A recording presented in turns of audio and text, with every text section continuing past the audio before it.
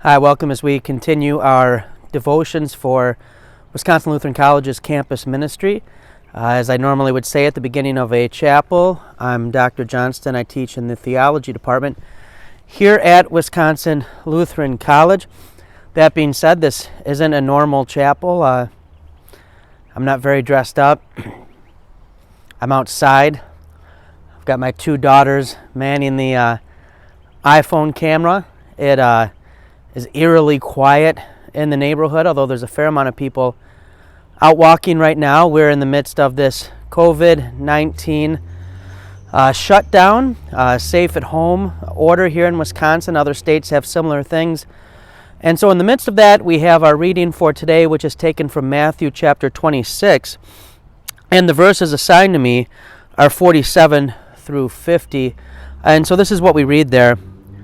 While he was still speaking, that being Jesus, Judas came, one of the 12, and with him a great crowd with clubs and swords, from the chief priests and the elders of the people. Now the betrayer had given them a sign, saying, "The one I will kiss is the man, seize him." And he came up to Jesus at once and said, "Greetings, Rabbi." And he kissed him. Jesus said to him, "Friend, do what you came to do." Then they came up and laid hands on Jesus and seized him. And I know Pastor Lyon wants us to keep these short and sweet, and that's always a challenge. But I think a couple quick things we can take away from this lesson today is first that God is able to work even through evil, even through suffering. Judas betrays our Lord, and we know he felt sorrow for this afterwards. But he betrays our Lord, and yet God uses that to accomplish our salvation. The cross to which Jesus is now led will be the very means through which we are brought to salvation, to forgiveness, to life eternal. We are brought into God's family by grace and mercy. But I think also as Jesus speaks to Judas, we keep in mind that he says, "Friend, do what you came to do." Even at this moment, Jesus calls Judas friend. And the same is true for us when we were yet still enemies with God. God has loved us and has redeemed us. He has justified the ungodly. It's not because of anything out in us that he has chosen us, but he has chosen us and elected us in grace to be his own. And so he also uses us, even though we are still sinners, although now also saints by grace through faith. He uses us in our vocations. What that means has kind of changed for a lot of people recently.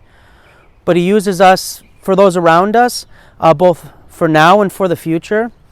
But he also uses even evil and suffering for our good. What will come of COVID-19? We don't know. How long will a shutdown last? We have no idea. What does the next month and a half look like at the college? We're learning as we go. But at the end of the day, we know that God is in control and that God can use it. The other day, someone asked, where is God in this COVID-19 stuff? And the answer is God doesn't want us to look for him there. That's not where God is promised to be found. He's surely using it, but to look for God where he is hidden is to find a false God or a God in his wrath. Rather, God has hidden precisely to be found where he's revealed himself in mercy and grace in the means of grace. And so this is an opportunity to dig into the Word even more, to be reminded of God's love for us, that even this betrayal by Judas was used for our good and our eternal salvation, and that so also this will be used for our benefit too. So in these uncertain days, if anxiety kind of rises up, you're not sure what to make of things, know where to find Jesus. And he says to you, even as he said to his betrayer, friend, and even more, he then calls you into his grace and mercy through the promises of the gospel. One of the blessings of these days is I've probably never attended so many church services in my life as I have in the past week, as online resources are being made available. Even in the midst of this, then the word goes forth, and I pray that you are richly benefiting from it. I know I have, and I pray that many more will.